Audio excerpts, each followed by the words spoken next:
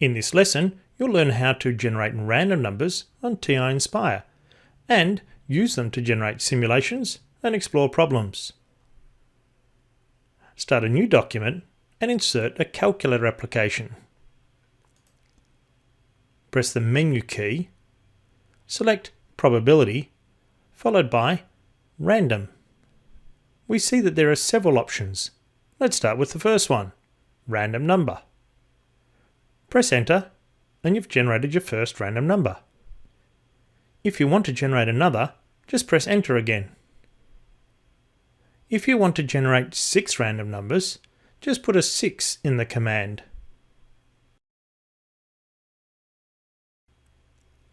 Suppose you want to simulate the rolling of some dice. Let's have a look at the second item in the random menu, Integer. A regular dice contains an even distribution of the numbers 1 through to 6.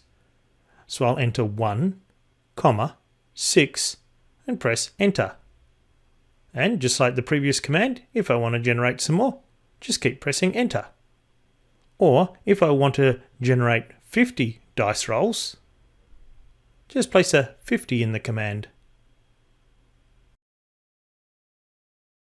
In the game of Monopoly, a player moves forward an amount equal to the sum of 2 dice. How far will a player move on average? We can explore this by simulating lots of dice rolls. I'll generate 100 dice rolls and store the result in D1 for dice 1. Now I'll simulate another 100 rolls and store the result in dice 2.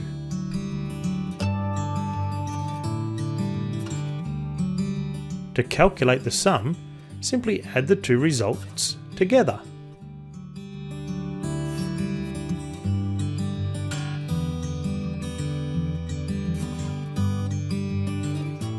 Now we could calculate the mean or average of this sum.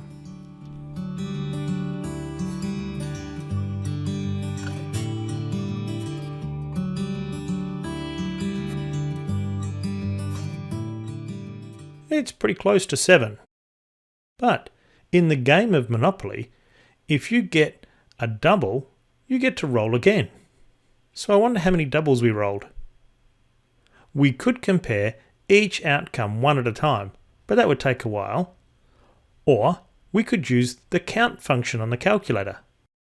That is, count if there is a difference of 0 between the two dice. The CountIf statement can be typed directly or accessed from the catalogue. I'll press C to jump down a bit, then scroll down, and we see the syntax calls for a list.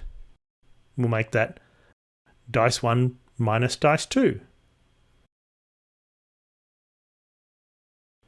Then a criteria. If we rolled a double number, then the difference between the two dice would be 0. So our statement reads, count if the difference in the dice is 0. So out of our 100 dice rolls, we got 17 doubles. So that means 17 more dice rolls. And of course some of those might be doubles, which means even more rolls. But roll 3 doubles in a row and you're off to jail.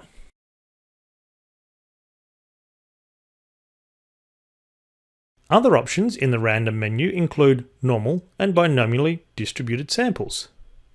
Let's have a look at the second last item, random sample, to investigate another problem.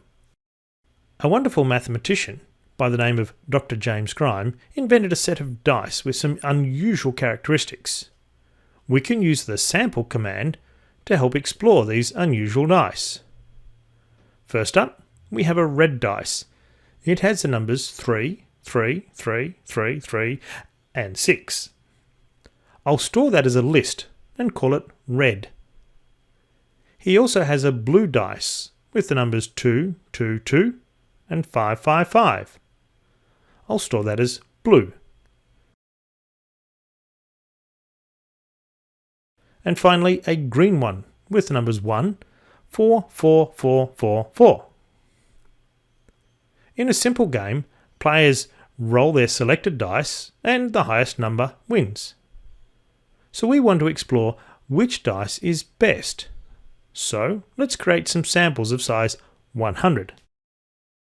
In the first game, we'll try red versus blue.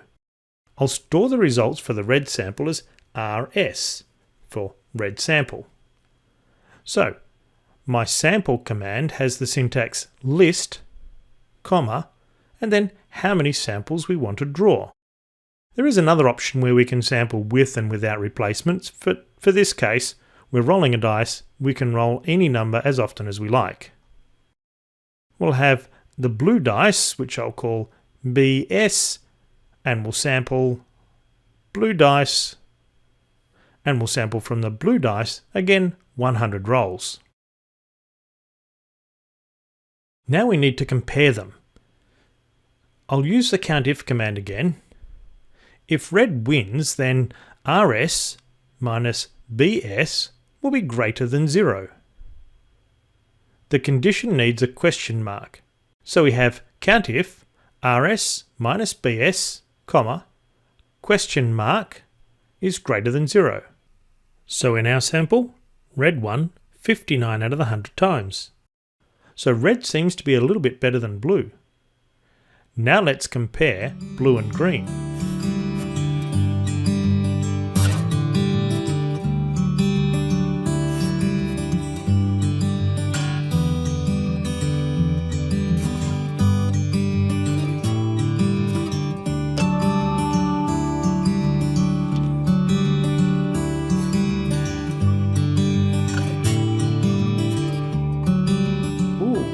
Looks like blue beats green. And since red beat blue and blue beat green, it would be reasonable to assume that red should beat green. Let's see.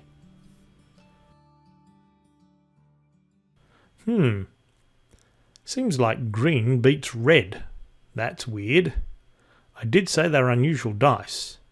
So, which dice is best? I'll leave that for you to explore. The last item in our random menu is seed.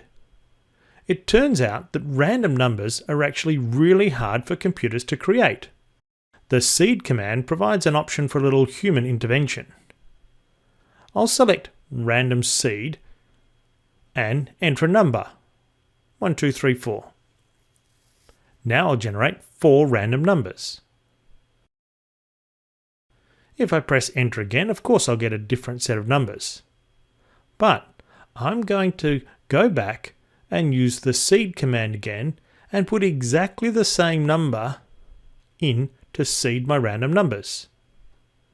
Now let's have a look at our 4 random numbers. Oh, they're the same. So it's always good to start any simulation with the random seed value. Just make up any number.